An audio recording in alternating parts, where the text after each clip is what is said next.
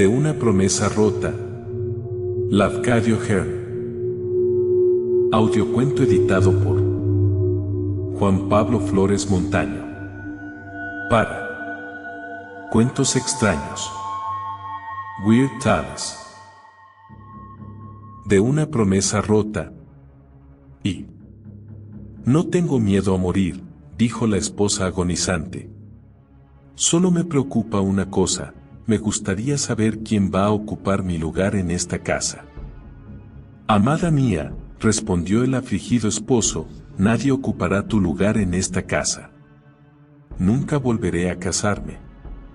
Jamás. En el instante en que pronunció estas palabras, el hombre hablaba de todo corazón, pues estaba profundamente enamorado de la mujer que estaba a punto de perder para siempre. ¿Palabra de samurái?, preguntó ella esbozando una débil sonrisa. Palabra de samurái, respondió el esposo acariciando el rostro pálido y demacrado de su esposa.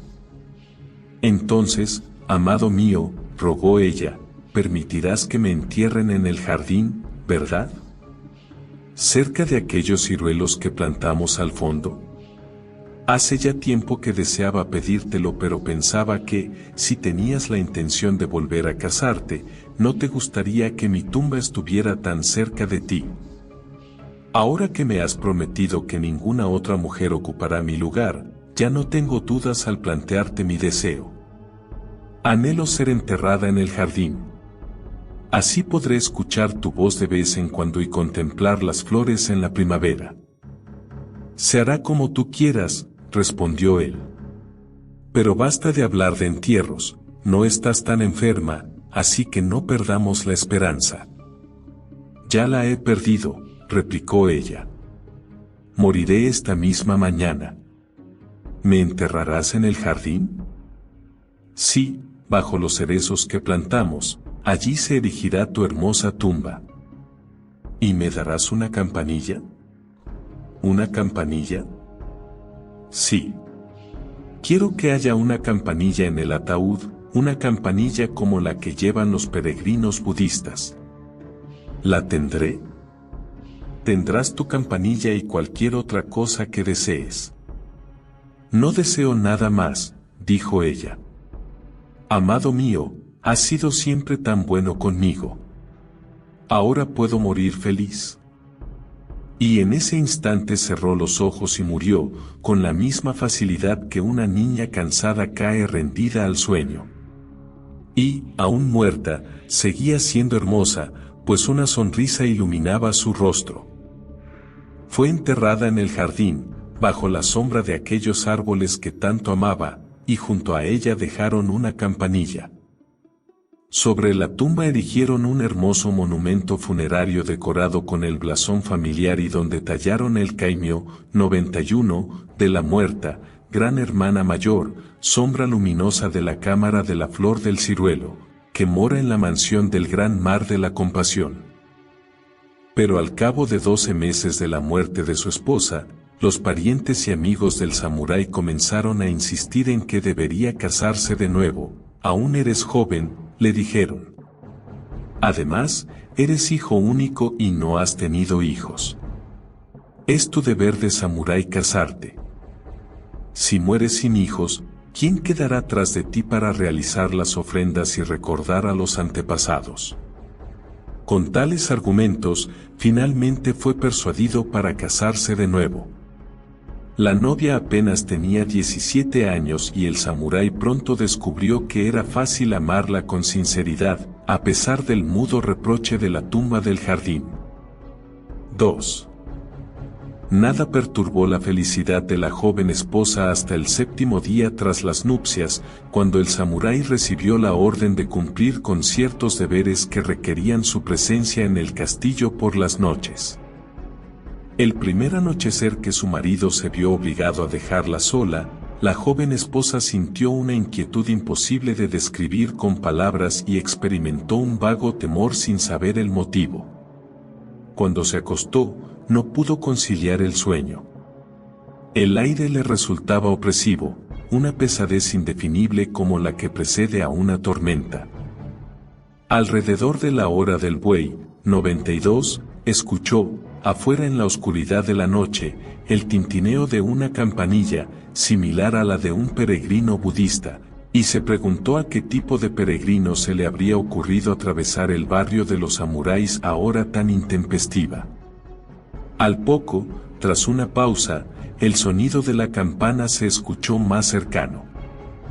Era evidente que el peregrino se aproximaba a la casa, pero ¿por qué se aproximaba por la parte trasera donde no había camino alguno? De repente, los perros comenzaron a gemir y aullar de un modo extraño y terrorífico y la joven esposa fue presa del miedo, un miedo que cayó sobre ella como una pesadilla. Aquel tintineo procedía, sin duda, del jardín. Intentó despertar a alguno de los criados, pero descubrió que no podía levantarse, no podía moverse, no podía gritar. Y cerca, cada vez más cerca, el tintineo de la campana. O, los pavorosos aullidos de los perros. Y, entonces, como una sombra furtiva, una mujer se deslizó en la habitación, pese a que todas las puertas y mamparas estaban cerradas, una mujer vestida con una mortaja que llevaba una campanilla de peregrino. Se acercó. Las cuencas vacías de sus ojos evidenciaban que llevaba muerta mucho tiempo, el cabello suelto caía en largos mechones sobre su rostro. Miró con las cuencas vacías a través de la maraña de pelo y su boca sin lengua habló así. En esta casa no. No te quedarás en esta casa. Aquí yo sigo siendo la señora. Te irás y a nadie revelarás el motivo de tu marcha. Si se lo dices a él, te haré pedazos. Y tras estas palabras, el espectro se desvaneció. La joven esposa perdió el conocimiento a causa del pánico. Permaneció inconsciente hasta el amanecer. Aunque, con la alegre luz del día, la joven esposa dudó de la realidad de lo que había visto y oído, el recuerdo de aquella advertencia aún pesaba en su ánimo de tal modo que no se atrevió a hablar de la visión, ya fuera con su esposo o con cualquier otra persona.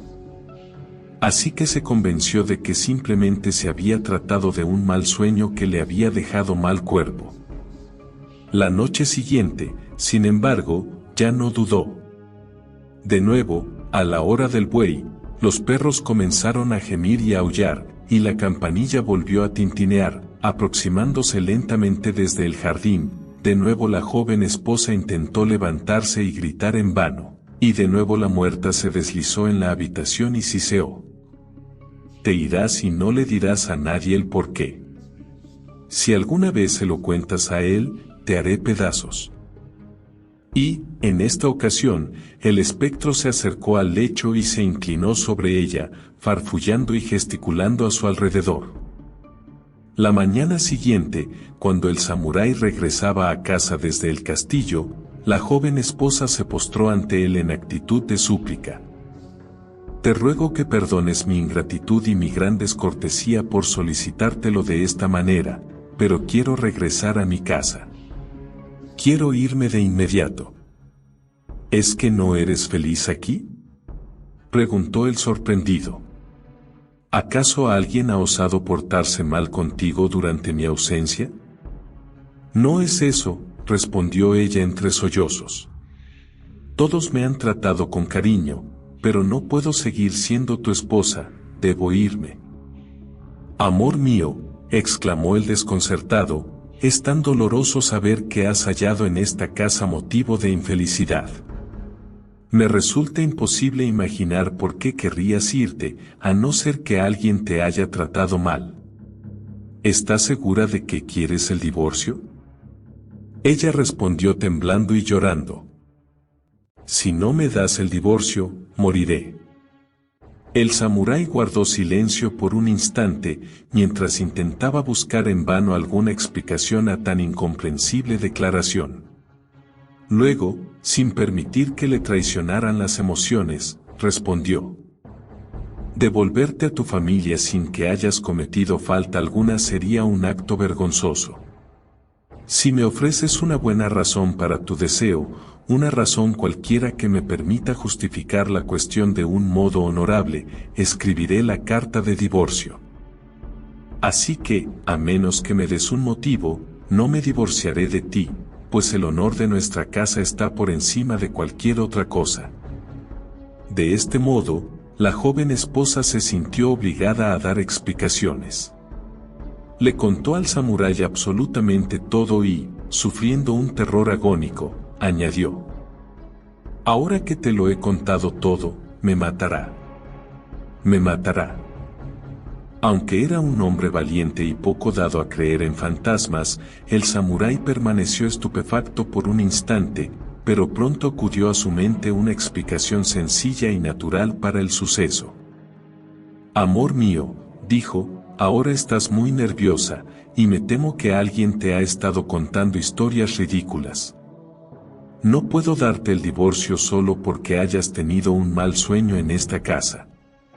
Aún así, siento que hayas sufrido de tal modo durante mi ausencia.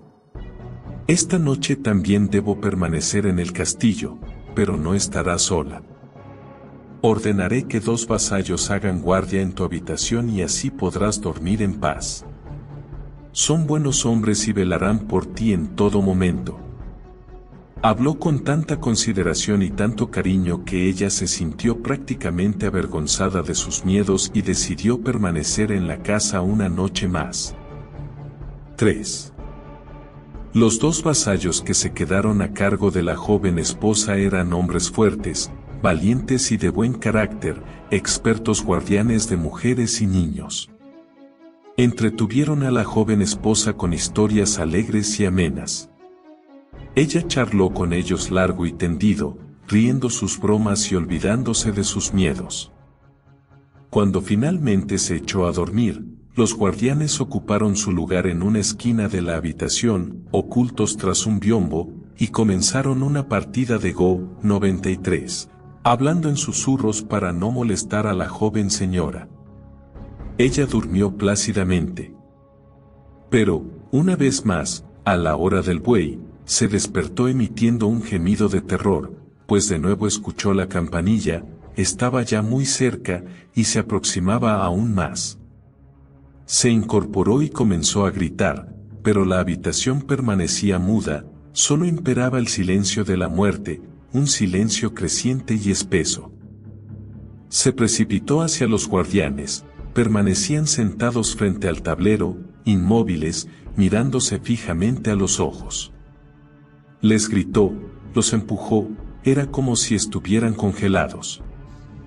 Más tarde los hombres explicaron que habían escuchado el tintineo de la campanilla, que también habían oído el grito de la esposa, que incluso habían sentido sus sacudidas intentando hacerles recuperar el sentido. Sin embargo, no habían sido capaces ni de moverse ni de hablar.